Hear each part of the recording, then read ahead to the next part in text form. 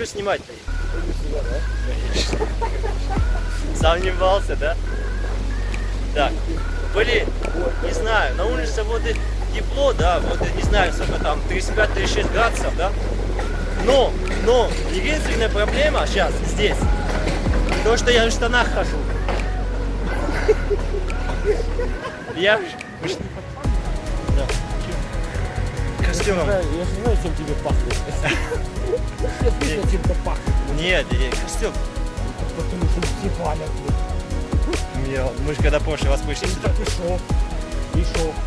Ну мало ли. Что ты жаловался? Нет, никто не жал. Что оно у меня выходит? Алкоголь выходит через пол. Ну да.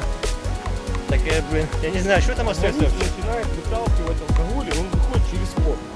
А если через пот не выходит? Ты пьянеешь? Да, Нет. да, пьянеть Если начинаешь. через пот не выходит, то ты уже все.